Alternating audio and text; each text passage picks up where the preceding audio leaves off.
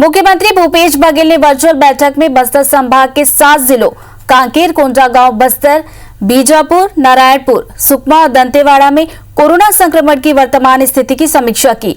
CM ने समीक्षा करते हुए कहा कि राज्य के बस्तर संभाग में पिछली बार कोरोना संक्रमण को रोकने में शासन प्रशासन सहित सबके सहयोग से अच्छी सफलता मिली थी।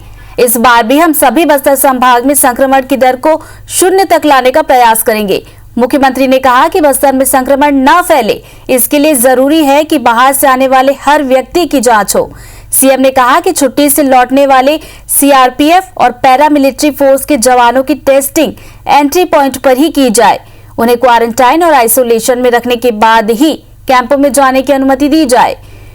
उन्होंने कहा कि खदान क्षेत्रों में ट्रकों में आने वाले ड्राइवरों और क्लीनरों की जांच भी होनी चाहिए और उन्हें मजदूरों से अलग रखने की व्यवस्था भी होनी चाहिए। मुख्यमंत्री ने कहा कि लॉकडाउन के दौरान लोगों को रोजगार उपलब्ध कराने के लिए गाइडलाइन का पालन करते हुए मनरेगा और लघु वनोपज के संग्रहण कार्य प्रारंभ किए जाएं। स्वास्थ्य मंत्री टीएस सिंहदेव ने कोरोना संक्रमण को रोकने के लिए हर आवश्यक व्यवस्था सुनिश्चित करने के लिए कहा है।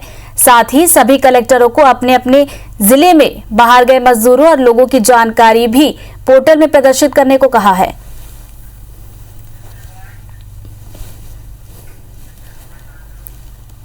वेंटिलेटर की उपलब्धता, आईसीयू की उपलब्धता, कहाँ पर बेड्स की स्थिति कितनी भरी हुई है, कितनी खाली है, ये सारा एक परिदृश्य आ जाता है।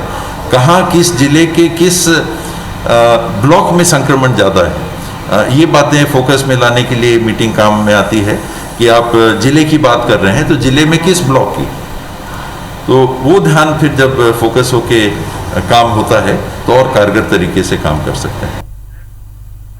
सौरभ सिंह परिहार हमारे साथ इसी खबर पर ज्यादा जानकारी के साथ जुड़ गए हैं। सौरभ, आज ये समीक्षा बैठक की गई, किन किन बिंदुओं पर चर्चा हुई? आज तो बस्तर संभाग को लेकर समीक्षा बैठक की गई है, क्या और भी संभाग को लेकर चर्चा की जाएगी?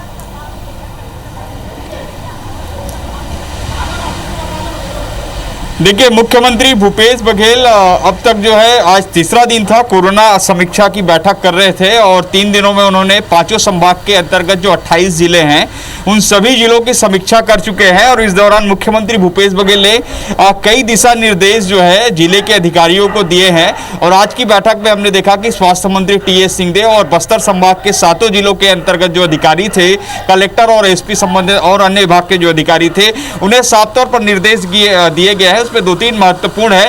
सबसे पहले तो यही है कि जो टीका और जो वैक्सीनेशन है उसकी ज़्यादा से ज़्यादा प्रचार प्रसार किया जाए, ज़्यादा से ज़्यादा उस काम में तेजी लाया जाए।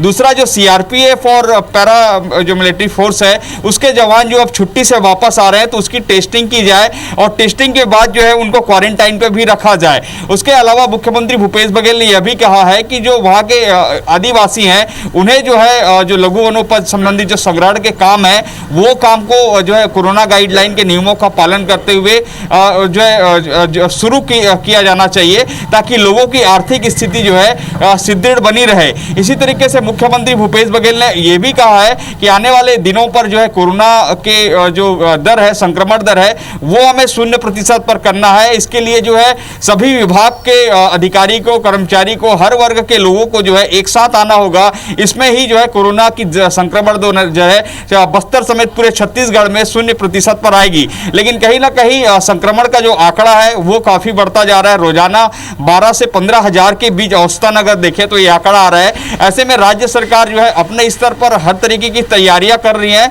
लेकिन ये तैयारियां कहीं ना कहीं लोगों की संख्या ज्यादा होने के कारण ये कम पड़ जा रही है। फिर भी राज्य सरकार की पूरी कोशिश है कि कैसे लोगों को जो खासकर ऑक्सीजन है और बेड की सुविधा है वो उपलब्ध कराई जा सके।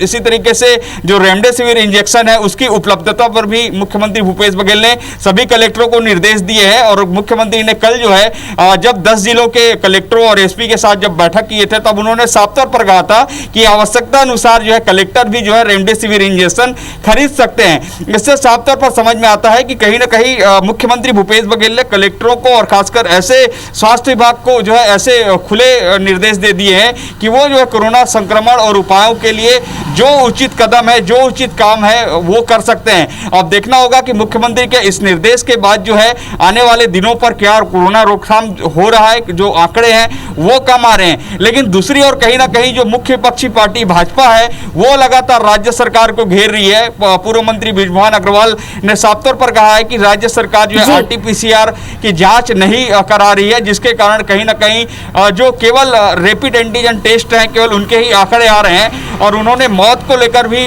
सवाल उठाया है। जो मौत के आंकड़े लगातार पिछले 3 से 4 दिनों का अगर अंदर देखें तो लगभग 130 से 40 एवरेज आ रहे हैं, उसको लेकर भी उन्होंने सवाल उठाया और कहा है कि सरकार को जो है सभी कामों को रोकथाम के लिए जो है बेहतर प्लानिंग की जरूरत है। और केवल जो है ऐसे ही नहीं कि सरकार जो है केवल निर्देश दे दे और वास्तव में जो ग्राउंड लेवल पर जो स्थिति जो होनी चाहिए वो स्थिति नहीं है। अब देखना होगा कि कैसे कोरोना रोकथाम को लेकर जो अधिकारियों को निर्देश दिए गए हैं मुख्यमंत्री भूपेश बघेल के द्वारा, वो निर्देश जो है आमजनों की सुविधा में और आमजनों को इसका फायदा मिल रहा है कि नहीं मिल रहा है।